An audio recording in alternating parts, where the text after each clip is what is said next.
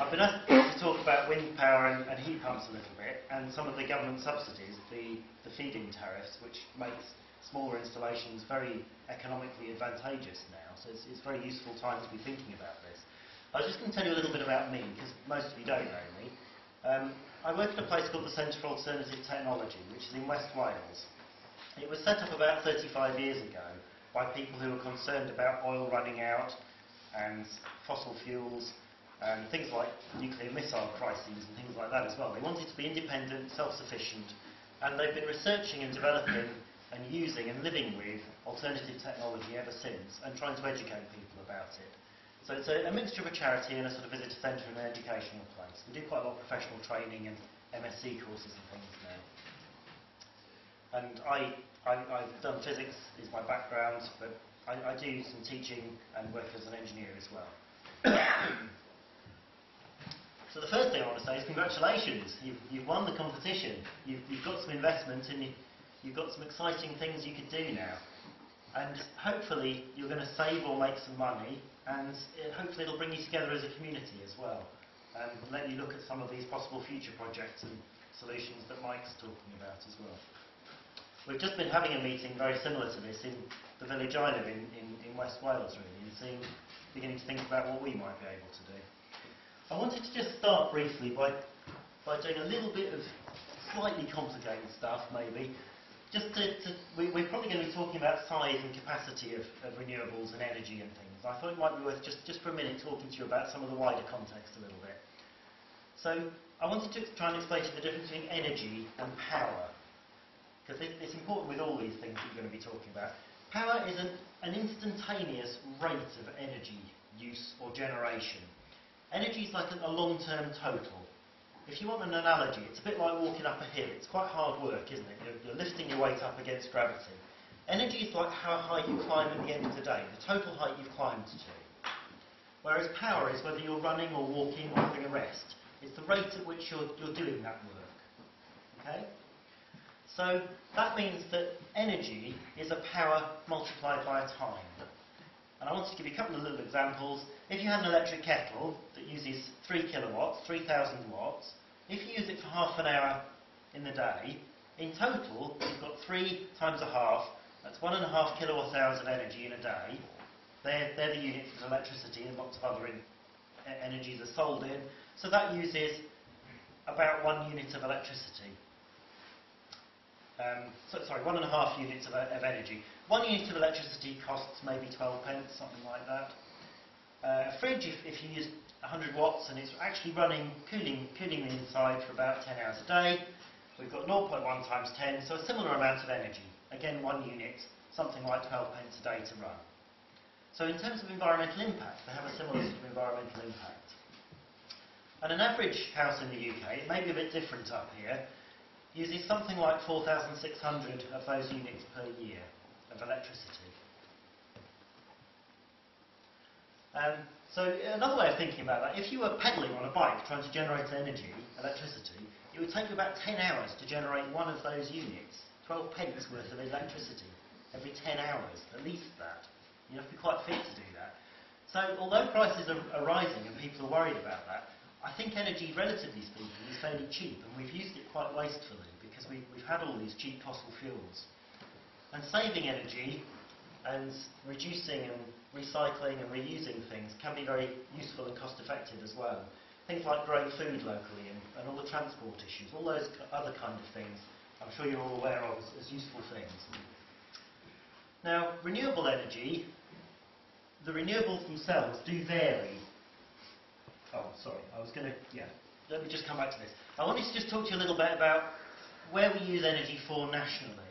So this is showing against time the amount of energy we use for various different things. The total energy use is the line at the top, and these lines down here, the blue one is the industrial use. So as heavy industry has declined, we've started using less energy and maybe a bit more efficiently. Transport use is increasing, that's quite a steady increase. Domestic use, relatively steady, maybe beginning to decrease a little bit with building regulations improving.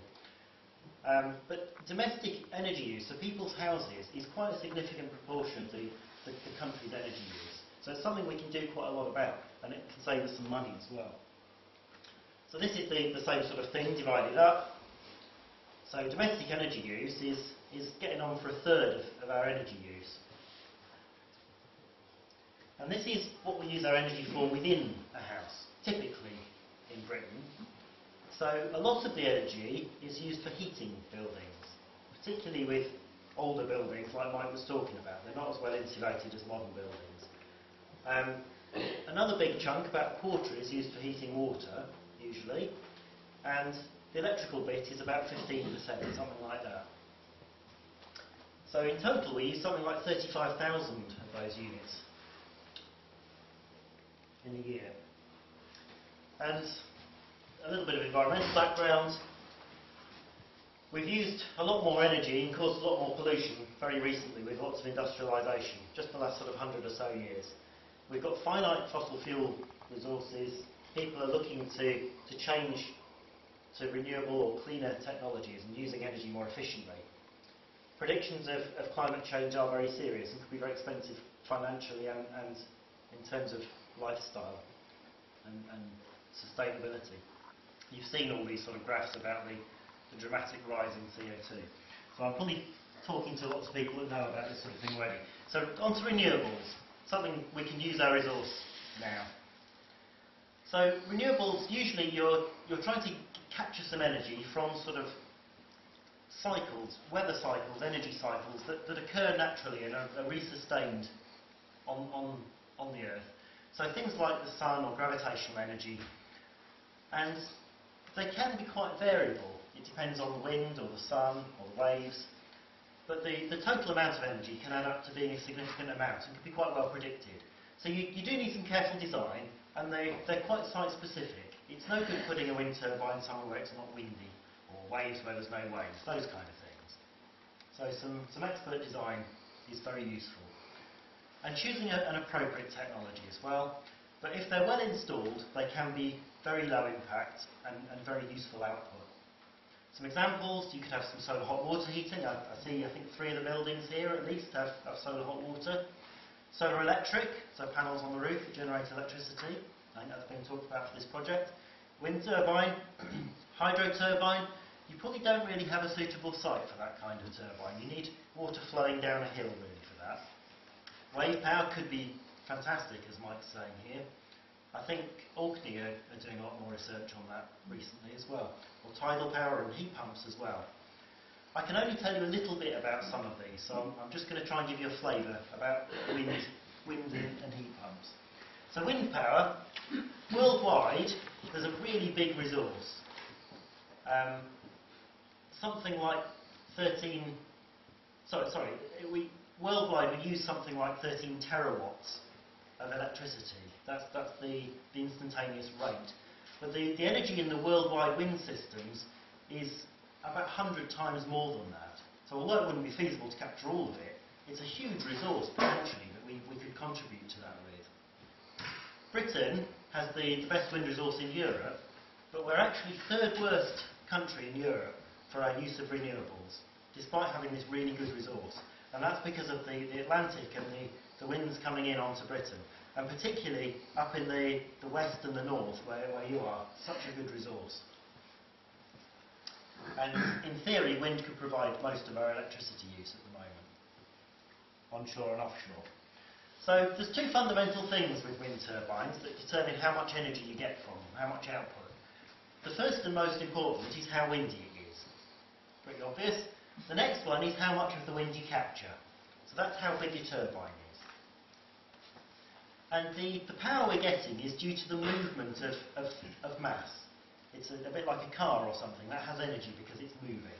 We've got something with some weight, the wind, moving. And we can slow that wind down a little bit and extract some energy. And that's what a turbine does. So you get mechanical energy at the rotor and then electricity being generated.